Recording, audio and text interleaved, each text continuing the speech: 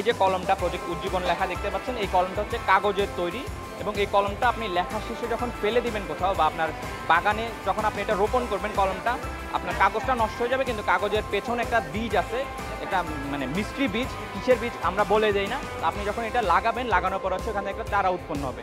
তার কারণ হলো কি আমরা প্লাস্টিকের যে ইউজ এটা কমাইতে পারছি, সাথে সাথে আমরা হচ্ছে একটা গাছও রোপণ করছি। এই যে টোট ব্যাগটা দেখতে পাচ্ছেন, এটা হচ্ছে একটা ইউজ জিন্স থেকে তৈরি। তো এক্ষেত্রে হচ্ছে আমরা দেখা যায় জিন্সগুলো ইউজ করার পর আমরা ফেলে দিই, যেটা হচ্ছে পরিবেশে সহজে মিশে না বা হচ্ছে পরিবেশের ক্ষতি হয়। আর আমরা যখন বাজারে বিভিন্ন জিনিসপত্র কিনতে যাই, আমাদের কিন্তু বেশ কয়েকটা পলিথিন প্রয়োজন করে, আমরা কিন্তু পলিথিনের ব্যবহার করি। তখন এক্ষেত্রে আমরা যদি পলিথিনের পরিবর্তে এই টোট ব্যাগটা ব্যবহার করি, ব্যাগের ভেতরে কিন্তু বেশ কয়েকটা পার্ট ভাগ করা আছে, যেখানে হচ্ছে আমরা বিভিন্ন জিনিসপত্র একত্রে রাখতে পারবো, জিনিসটা রিউজ করতে পারতেছি, যেটা পরিবেশের জন্য খুবই উপকারী। এই যে সিড ব্যাগটা দেখতে পাচ্ছেন, এখানে হচ্ছে বিভিন্ন রকমের বীজ অল্প অল্প পরিমাণে রয়েছে। যারা হচ্ছে ছোট ছাদ বাগান করেন বা ছোট জায়গায় হচ্ছে কৃষিকাজ করতে চান, তাদের জন্য এটা খুবই গুরুত্বপূর্ণ, কারণ তারা একসাথে কিন্তু অনেক বীজ কিনতে পারেন না বা অনেক সময় অপচয় হয়। তো এক্ষেত্রে তাদের প্রয়োজনীয় বীজগুলো অল্প অল্প পরিমাণে তারা একত্রে পাবেন এখানে।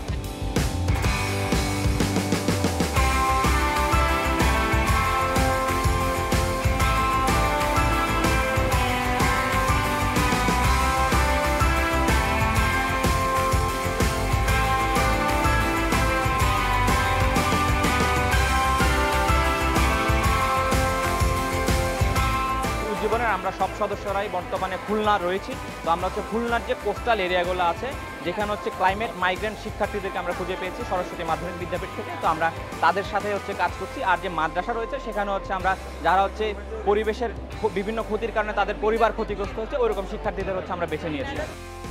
আমাদের বাচ্চাদের তৈরি অন্যান্য যে প্রোডাক্টগুলো রয়েছে, এর মধ্যে রয়েছে আমাদের বালিশ তৈরি করা বিভিন্ন ফেলে দেওয়া ব্যাগ থেকে, তারপর হচ্ছে তাদের ফুলদানি তৈরি করা বিভিন্ন ব্যাগ থেকে, যা হচ্ছে বেশিরভাগই আমরা ফেলে দিই। তারপর হচ্ছে প্লাস্টিকের বোতল কেটে ফুলদানি তৈরি করা, তো আর হচ্ছে বিভিন্ন শোপিস তৈরি করা ছোটো ছোটো। এগুলো আমাদের যারা বাচ্চারা স্কুলে আমরা যাদেরকে প্রশিক্ষণ দিয়েছি তারাই তৈরি করেছে মূলত। বর্জ্য পদার্থ আমরা ফেলে দিই বা হচ্ছে যে পদার্থগুলো আমরা রিউজ করতে পারি, এই জিনিসগুলো আমরা কীভাবে আবার বিভিন্ন জিনিসপত্র তৈরি করবে, এই বিষয়টা আমরা তাদেরকে ক্লাসরুমে শেখাই।